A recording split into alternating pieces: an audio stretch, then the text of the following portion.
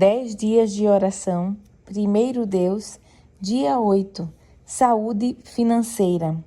A pessoa generosa prosperará, e quem dá de beber terá a sua sede saciada.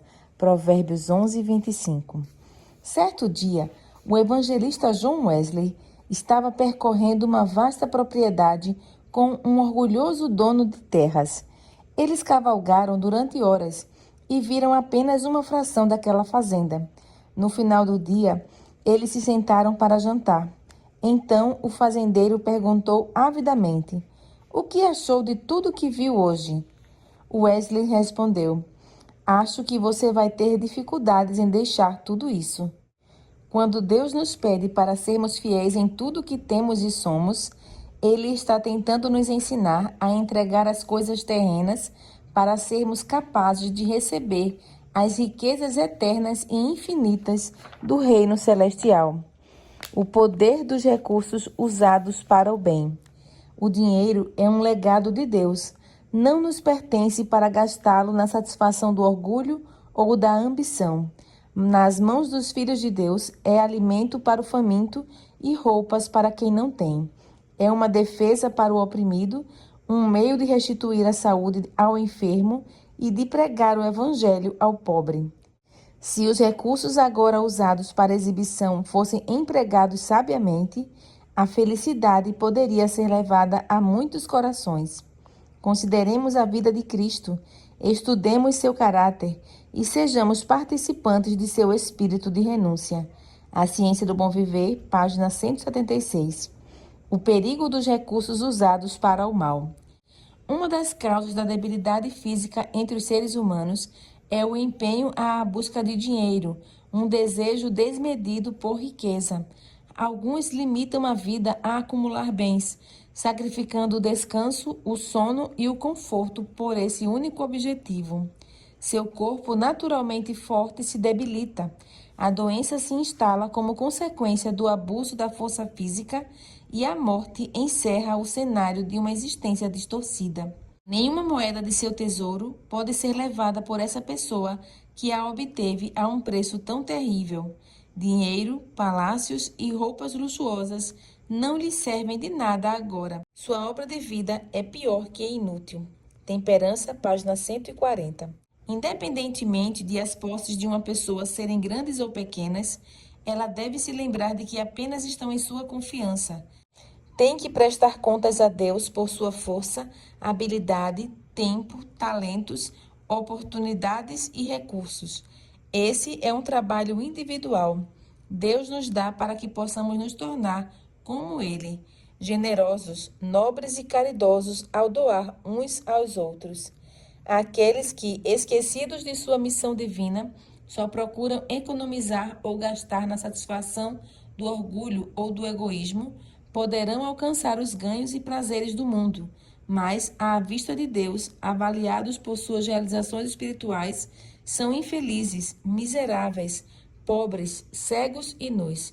Conselho sobre Mordomia, página 17 e 18. Economia não precisa ser sinônimo de avareza. Muitos desprezam a economia, confundindo-a com a avareza e a mesquinhez. A economia, porém, harmoniza-se com a mais ampla liberalidade. Verdadeiramente, sem economia, não pode existir real liberalidade. É preciso que poupemos a fim de podermos doar. Ninguém pode exercitar a verdadeira beneficência sem abnegação. Unicamente por uma vida de simplicidade, de renúncia e restrita economia, nos é possível realizar a obra a nós designada como representantes de Cristo. O orgulho e a ambição mundanos precisam ser expelidos de nosso coração. Em toda a nossa obra, o princípio do altruísmo, revelado na vida de Cristo, tem de ser desenvolvido. Nas paredes de nossa casa, nos quadros, na mobília, devemos ler: recebam em casa os pobres que estão desabrigados. Em nosso guarda-roupa, precisamos visualizar como que escrita pelo dedo de Deus a mensagem: deem roupas aos que não têm. Na sala de jantar, na mesa coberta de abundante alimento, devemos ver escrito: repartam a sua comida com os famintos. Isaías 58, 7.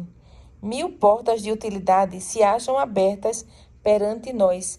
Lamentamos muitas vezes os escassos recursos disponíveis, mas, se os cristãos demonstrassem completo fervor, poderiam multiplicar os recursos 1000 vezes.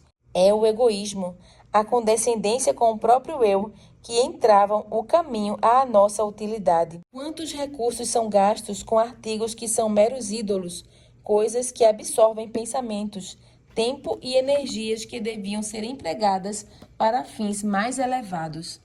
Quanto dinheiro é gasto em casas e móveis caros, em prazeres egoístas, comidas luxuosas e nocivas, em prejudiciais condescendências com o próprio eu? Quanto é esbanjado em dádivas que não beneficiam ninguém? A Ciência do Bom Viver, páginas 122 e 123. Aplicação para a vida. Deus usa diversos meios para libertar o ser humano do apego às coisas materiais. Uma dessas formas é a fidelidade nos dízimos e nas ofertas, que possibilita o envio de missionários para pregar nas regiões mais desafiadoras. Ao contrário do que alguns pensam, isso não nos impede de prosperar, mas direciona nossos desejos para o reino dos céus e não para o reino do eu.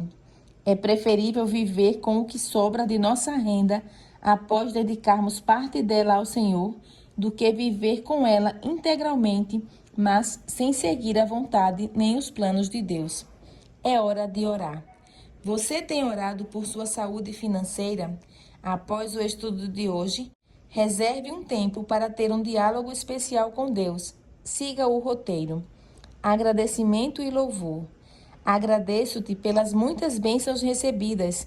Apesar de enfrentar dificuldades financeiras em alguns momentos, o Senhor tem me ajudado a entender que a maior riqueza da vida não está nas coisas materiais, mas em uma vida construída ao teu lado.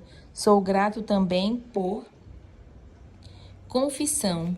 Perdoa-me, Senhor, se em algum momento minha falta de fé me tornou infiel a ti em relação às finanças. Aprendi que reter os dízimos e as ofertas não resolve meus problemas financeiros, pelo contrário. Por isso, Pai, ajuda-me a ser fiel também nesse aspecto da minha vida e dá-me forças, sabedoria e controle para administrar os recursos que recebo das tuas mãos, que eles sejam usados da melhor forma possível e contribuam para que o Evangelho seja pregado. Orando com a palavra. Ajuda-me a desapegar das coisas materiais e a não ser dominado pela ambição. Que eu aprenda com a tua palavra. A pessoa generosa prosperará, e quem dá de beber terá sua sede saciada. Provérbios 11, 25.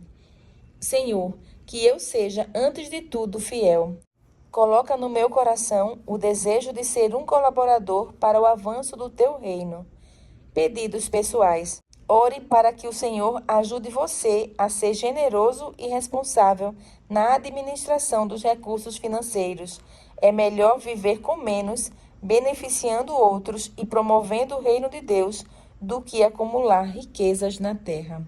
Motivos de oração. 1. Por sabedoria para honrar a Deus com o uso do dinheiro e ser fiel nos dízimos e nas ofertas. 2. Por seus 5 amigos. Ação missionária. Faça algo por alguém que precisa de ajuda. Você pode doar alimentos, roupas, remédios ou materiais de higiene e limpeza. Convide seus 5 amigos de oração a fazerem o mesmo.